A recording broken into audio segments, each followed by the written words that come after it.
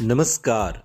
आप सुन रहे हैं द बॉलीवुड रेडियो और मैं हूं आपके साथ आकाश। दोस्तों, ये किस्सा मीना कुमारी और उनके शौहर कमाल अमरोही का है और उन दिनों का किस्सा है जब कोई कमाल साहब को ये कह देता कि जनाब मीना कुमारी के पति हैं तो वो गुस्से से भर जाया करते थे। आज के इस पॉडकास्ट में आपको इसी बेमेल रिश्ते की एक अनसुनी कहानी सुनाएंगे। मीना कुमारी और कमाल अमरोही ने सीक्रेट शादी की थी, लेकिन कहा जाता है कि इस शादी में मीना कुमारी बहुत ज्यादा खुश नहीं थी। कमाल फिल्ममेकर होने के साथ साथ एक उम्दा लेखक भी थे। 4 दशक में महज 4 ही फिल्में बनाई और अपनी फिल्मों के अलावा कमाल अपनी पर्सनल लाइफ को लेकर भी सुर्खियों में रहते थे। खासतौर पर मीना कुमारी संग अपनी उनकी प्रेम कहानी को तो अक्सर चर्चा का विषय वो बना ही देते थे या बन जाया करती थी। पहले वो इस लव स्टोरी में मेड फॉर ईच अदर बने और फिर दोनों की राहें जुदा हो गई।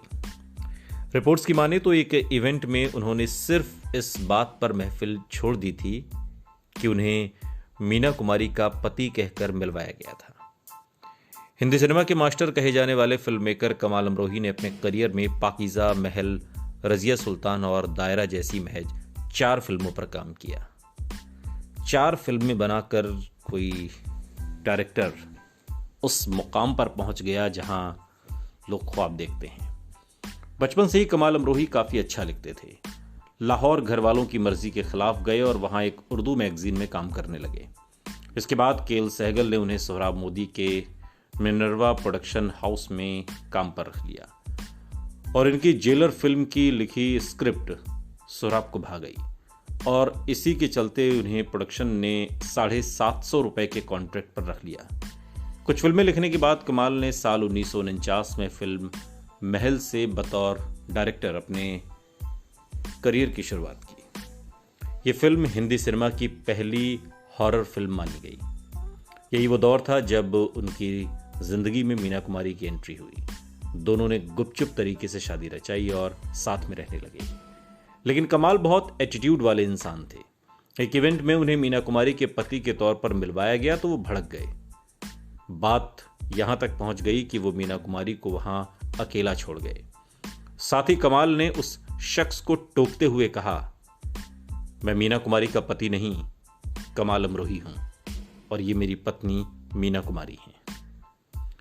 और ऐसा ही एक वाकया हुआ था जब एक और पार्टी में मीना कुमारी कमाल अमरोही संग गई थी और वहां अपना पर्स भूल आई थी।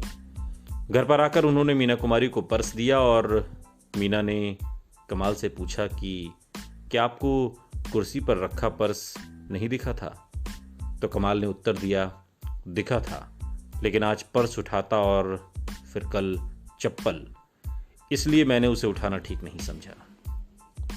इसी तरह धीरे धीरे मीना कुमारी कमाल की पाबंदियों से परेशान हो गई और दोनों के रास्ते जुदा हो गए।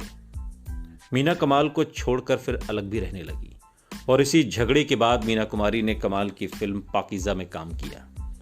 इस फिल्म को देखकर मीना कुमारी ने कहा था कि मैं मान गई हूं कि मेरे पति एक मंझे हुए फिल्ममेकर हैं। फिल्म रिलीज होने के अगले महीने बाद यानी कि 31 मार्च 1972 को मीना कुमारी ने इस दुनिया को हमेशा हमेशा के लिए अलविदा कह दिया।